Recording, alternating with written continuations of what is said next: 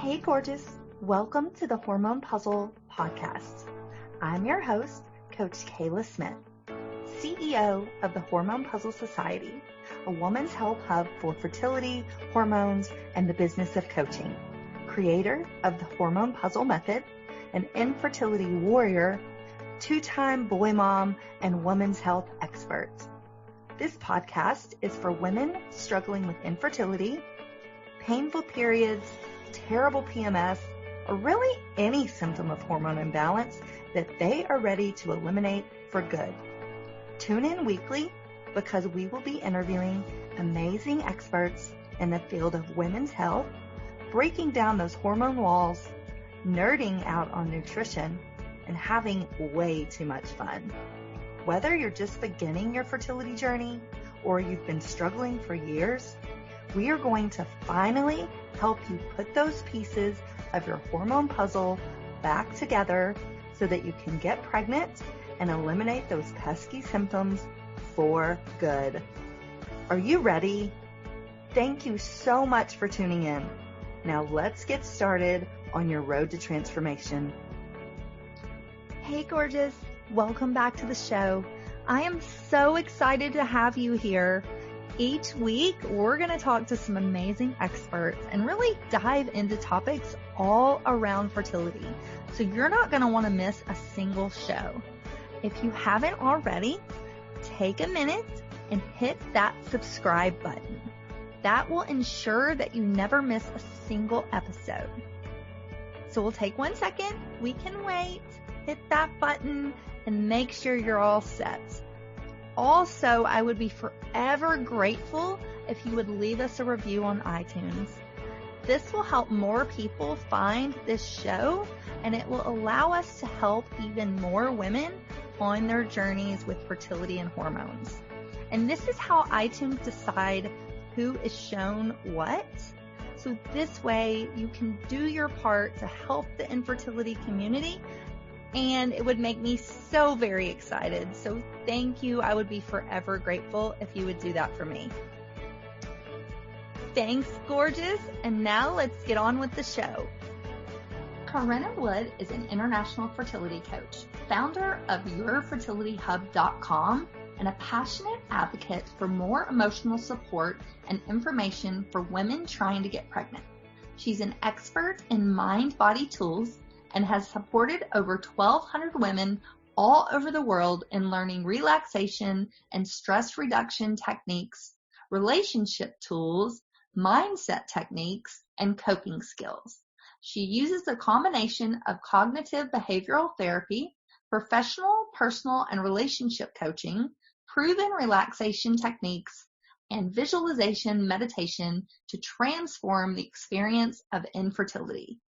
The Your Fertility Hub website and popular podcast aims to help women reduce the negative impact of infertility and optimize their natural fertility through learning highly successful mind-body tools. Let's welcome Karenna to the show. Hey, Karenna, welcome to the show. Thank you so much for being here. Oh, no, thank you for having me, Keller. I'm really excited to chat to you today. Yeah, so tell us a little bit more about who you are and your story with infertility. So I'm a fertility coach. So I specialize in working with women on the emotional side of their journey. And unlike many people in the infertility world, I didn't actually come to this from having a journey myself. I actually come to this almost tools first, I call it, almost like a doctor would come skills first, tools first. So I'm also an antenatal and hypnobirthing teacher, and I'm just so passionate and so amazed by the whole power of the mind and the emotional side of things when it comes to becoming a mum. Mm-hmm. I just think it's such a huge journey, and I honestly believe it is so underestimated how much our emotions and our thoughts impact us as we go through infertility, particularly just being one of the most stressful, traumatic things that anyone can go through, a real life crisis that people go through. And yeah, I just out there trying to support women on a daily basis, and also just campaign for more emotional support, that emotional support becomes more of a central component of everyone's experience going through infertility, rather than a secondary thing or things that they come to much later down the line. I really, really hope that women sort of try and find more compassion for looking after themselves as well as they're going through this horrible journey. I love that. And I always say that it's almost like a trauma, infertility, it's a trauma that you're experiencing. And so you have to take care of the emotional piece just like you would the physical piece. Yeah, it's a definite trauma. I was chatting to someone last night, actually, in one of my support groups, and she was just saying it's a trauma. Like, she's actually been diagnosed with almost PTSD. Like, she has these triggers that come up around, playground, school holidays, baby things, all these kind of things. And after 8 years of going through infertility, it's really troubling her, and it's a real problem for her. So it's a definite trauma. And I think the more that we can do to work on these emotions and thoughts, and that's the exciting thing. We can actually do something. We can work on these things. So that's, what I'm out there encouraging women to try and do, to use some tools to help themselves with these thoughts, emotions, tricky emotions like jealousy and anger and guilt and shame and all these horrible things that crop up during infertility that you might have never had to deal with before. Yeah, for sure. And I love that you talk about how it's kind of like the mind-body connection, because I always say, fertility, it starts in the brain. It starts with your hypothalamus and your HPA axis. And so it's like that there's definitely connection there. So I love that. There's definitely connection. I think I'm always really keen to say upfront that because there is a definite connection, but it doesn't necessarily mean that you've caused your infertility by being stressed or caused it by anything like that. But there is a connection, so we can try and improve that and better that. And people deal differently with stress and trauma, and they actually have different levels of cortisol and things in their blood and in their hormone system, depending on who they are. It's not like a set level that when you're stressed you have this. So everyone deals with stress and manages stress differently. So it's not that it is caused by. I think in a very minority of cases there is a really causal link between trauma or stress and some infertility, but I think for the majority of us it's just one of those factors that we can work on to really improve our chances of moving forward, but also really keen to say improve the journey. Like, you've got a journey through this, so let's make that journey a bit better. So the mind-body link is really interesting, and I think it's really important to know that there's actually a lot of research behind this now to show just how important it is for infertility that we are working on the mind as well as the body. Use some fantastic stuff, in really key areas around diet, particularly movement and those kind of things. There are other factors that we must work on, but this also has to be another core component, a core puzzle, part, piece of the puzzle, definitely, because there is this link. And now we've been sort of over the last sort of 30-40 years, we've collected some amazing research on this link and how we can actually improve the success, either natural pregnancy rates or IVF success rates through working with the mind. And it's really is starting to be a proven link now. So the Boston Center is probably the world leading center, Dr. Ali Domar, and she for the last 30 years has been able to prove that she's almost had near a doubling of the pregnancy rate and the success rate after people go through their mind-body program, which is the Boston IVF. So that's huge. Like, when we're talking about IVF and we're talking about success rates of 20%, 30%, she's consistently over 30 years getting 55 to 60%. Wow. There is a huge, huge impact there. And I think that's what's really important to take forward, is that these tools that you can use to support yourselves, although initially may seem a bit woo-woo or a bit, of an extra thing, actually have a major impact on your body and also your experience as you're going through it. So, I mean, as we're going forward, as science is advancing, they're starting to do some of the studies in a really scientific way, where we're actually measuring the level of cortisol, the stress hormone, in hair of women going through IVF. and in saliva, the enzymes in saliva as we're going through IVF. And we can track the ones who are more stressed at this point and then track that to the success of the IVF, for example. And there is a link they're showing there, the higher stress, the lower the success of the IVF. So it's really important that we work on, because IVF is stressful. We're not going to take that away. But what we can do is really try and help those women and those couples going through it with some strategies and some key tools that they can use as they go through. And really, you know, every clinic, it's starting in the US and hopefully coming over to Australia and the UK as well, that every clinic actually starts really putting in these stress relief and these wellness practices as part of their programs.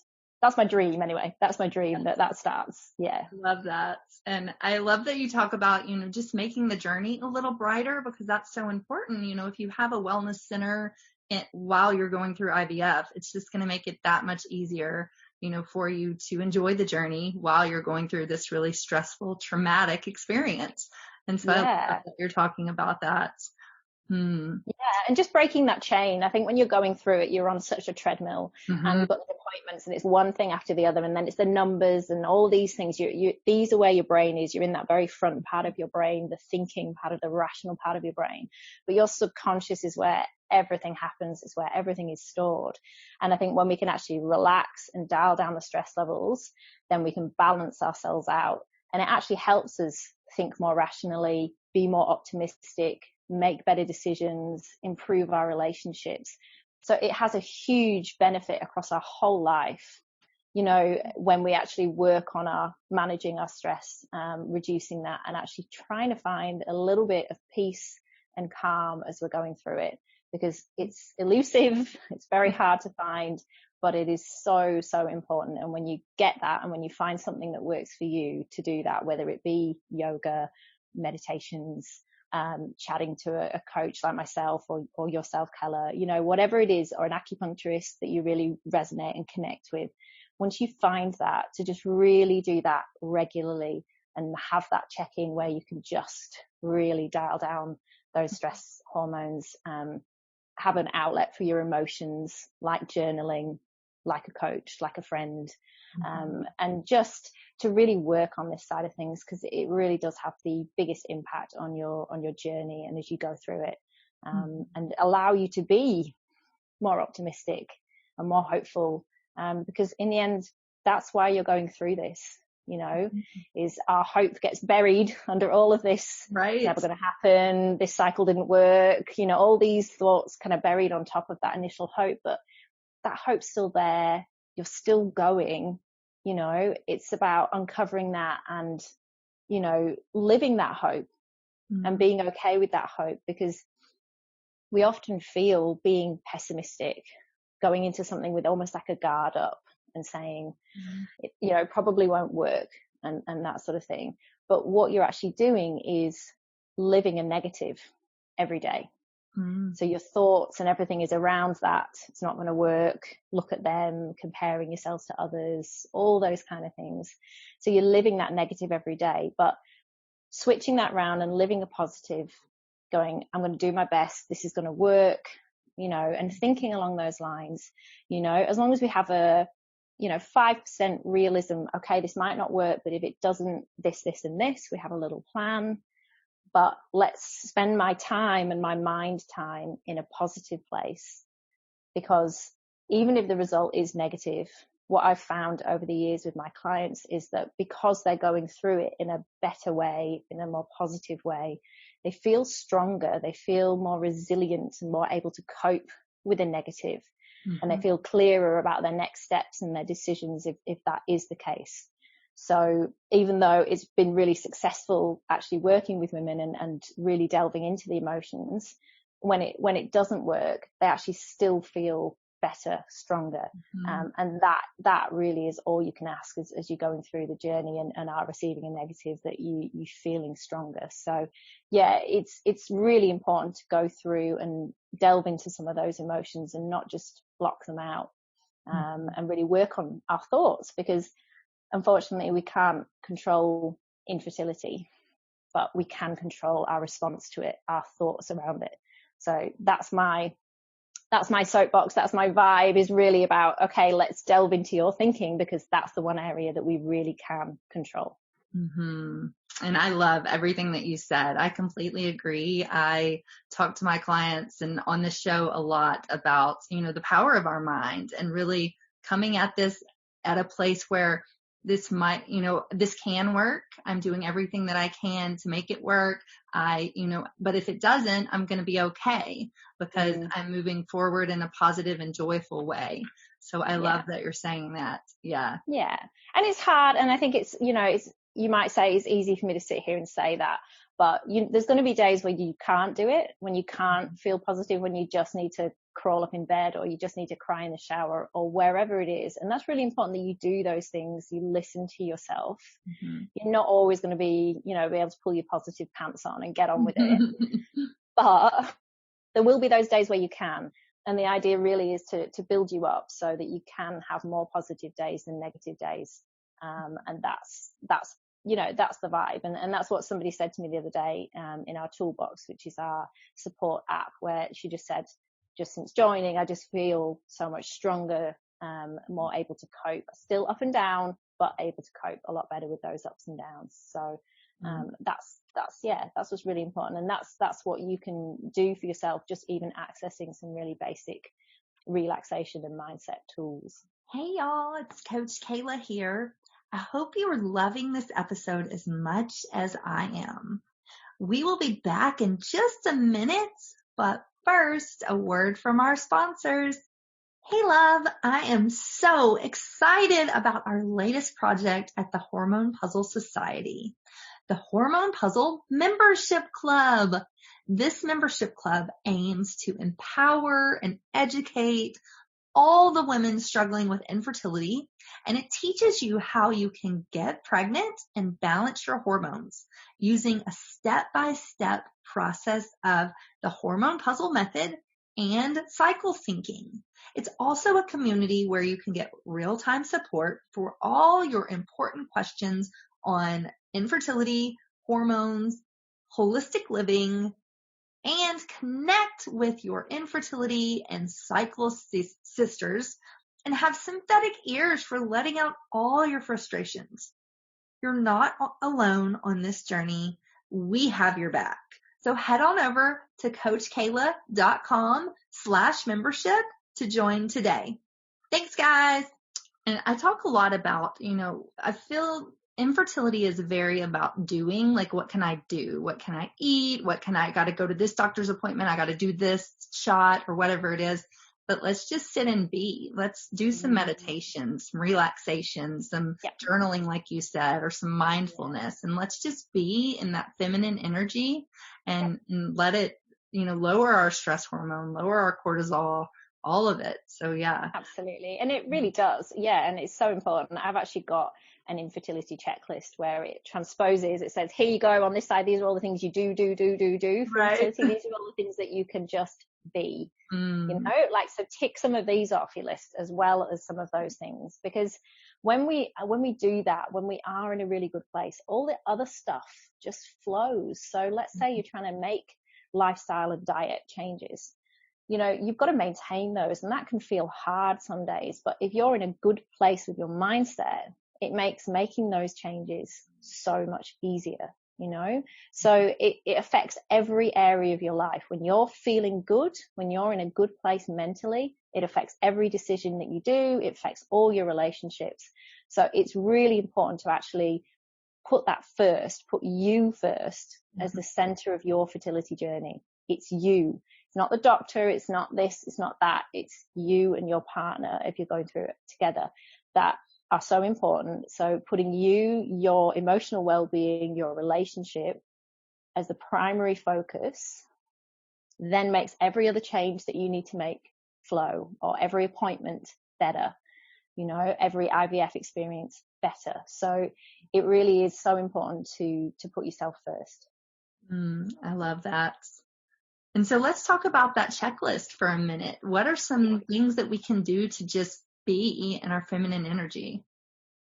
Well, relaxation is really tough. So relaxation is really, really hard. And trying to still your mind. So people talk around mindfulness or meditation and those kind of areas. And somebody in a place of stress or trauma can be really overwhelmed by the thought of that.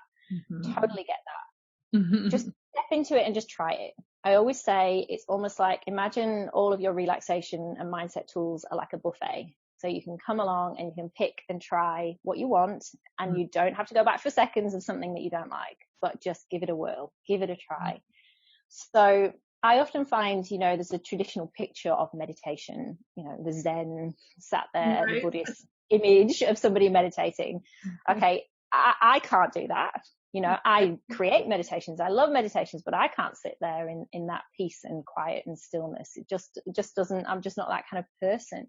So personally, I really like guided meditations where somebody's voice is talking me through a bit of a journey. And as I use hypnotherapy as well, I actually take through my guided meditations you on a real journey, even to making like slight tweaks and changes and helping you with motivation for diet or helping you prepare for IVF or that sort of thing. So guided meditations are a really great thing to try. And I often find that's one of the most popular things in our toolbox, that people really come back regularly to listen to a different meditation. And I have different ones for the whole stages of IVF as well, which people really love. So there's a different one for each stage, which can really help you prepare your mindset for each stage of what's going to happen. So that's definitely one. But, another way of achieving that mindfulness, mindfulness just means being in the present moment. So that's quite hard. Often with infertility, we are in the future or we're in the past. We're not often in the present moment. So it's just almost a conscious decision that you make to try and be in the present moment. So if you're having a conversation with your partner, it can be really, you can often just be thinking, this is what I want to say next, or you're thinking about something else. To just bring yourself back to that room, to that moment, to really actively listening. And I've got like an active listening exercise that I've talked some of my clients and members through, just to try and really be in those conversations, because they can be really, really important conversations that we need to sort of be in the present moment. But another way to achieve mindfulness might be at a yoga class, or going out for a mindful walk in nature, or going for a swim, or exercising. It's whatever really appeals to you, but just finding some place where you're in that moment. You're not letting yourself go back over regrets or previous cycles or thoughts around what I should have done, what I could have done. And you're not letting yourself project forward into a future that you don't have. We're often projecting forward. I'm never going to have kids. It's never going to happen for us. I'm going to be the old mum. I've got all of the really thoughts, but that's not that future's not even real. All we have is the present moment. So bringing it back to that is really cool. So trying to do some sort of mindfulness, just whatever works for you, whether it be like a guided meditation, a walk, a swim, whatever it is, to just be in the moment a little more and just be aware of your thoughts. And I guess that's probably the second thing. Is one really great way to get aware of your thoughts is journaling, as I mentioned. So when we actually get pen to paper and actually really dial down all of our thoughts into, it doesn't matter if you can't read it or, it's not, it's just a stream of consciousness. It honestly doesn't matter. This journal is yours. It's for you. It's just to get your thoughts out, to really share and get out on paper some of the things that are really bugging you. And some of those common thoughts, we often get in these common thought loops, these automatic loops that our thoughts go in. So writing those down helps us to be aware of those. And then just even that awareness can be so powerful for you to go, okay, I'm really not being very kind to myself here, for example. It's often a really common awareness where you go, wow, I would never say that to anyone else. Right. So I'm always like, don't say it to yourself then. You just, Yeah. So you've got to be your own best friend during this journey sometimes, and just find some compassion for yourself as you're going through that, and being aware of some of these thoughts, because you might not even be aware that you're thinking a lot of these really rather unhealthy things. So maybe some of the things that you're thinking, you become aware of them through journaling, and then you're asking yourself, like, is this true? Is this rational? And is this actually helping me? Is this healthy for me to have this thought?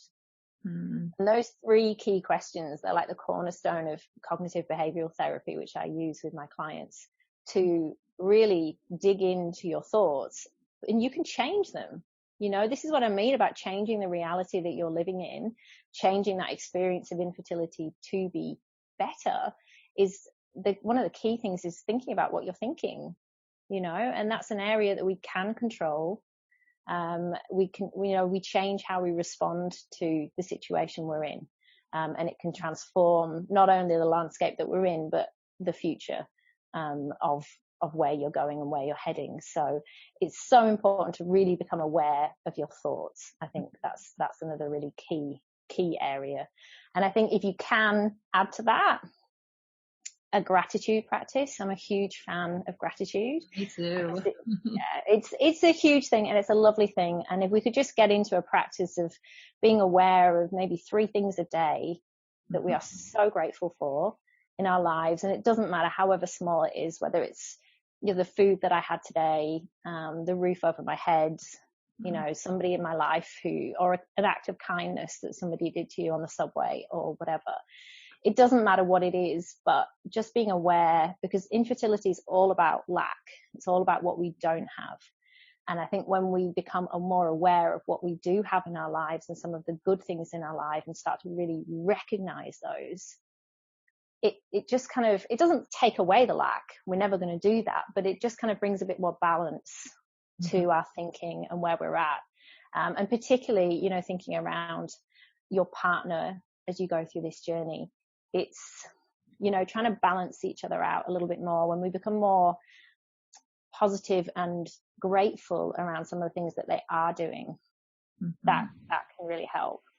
And I guess that's one of the other tools is about your relationships and working on your relationships. And just, that is an area we almost have to work on during infertility. We either have to say to some people within our life, you're not healthy for me right now, or I just can't, you know, if they're going through pregnancy or something, I just can't right now. And just being kind to yourself, putting yourself first, and just being able to say that to someone. And if they're a good friend, they will completely understand and just say, this is not forever. I will be back, but I just can't right now. That's, you know, it's totally okay to do that. And to find within you that assertive part, that part of you that, you know, may have been beaten a bit down by this whole journey, but we have to be assertive for ourselves. We have to be our own fertility champions, you know, and that might mean you're researching, that might mean saying no to somebody, but it also means being assertive in your appointments, you know, or tuning into that inner voice, that gut instinct. Maybe this isn't quite right, or I'm not quite sure what the doctor's saying. I want to bring them back up and understand it more. Do that. Do those things. Be assertive. Don't be passive in this journey. Go get a second opinion if you feel you want to. Change clinics if you feel it's not working for you. Find the right acupuncturist that really suits you. Like, make those moves, make those changes, because that being assertive in your life, in your medical sphere, and in your relationships can really help you to feel like, right, I've got some clear boundaries here. Being clear with people around what you need. So, mother-in-law, I need you to not talk about this, and this. Okay.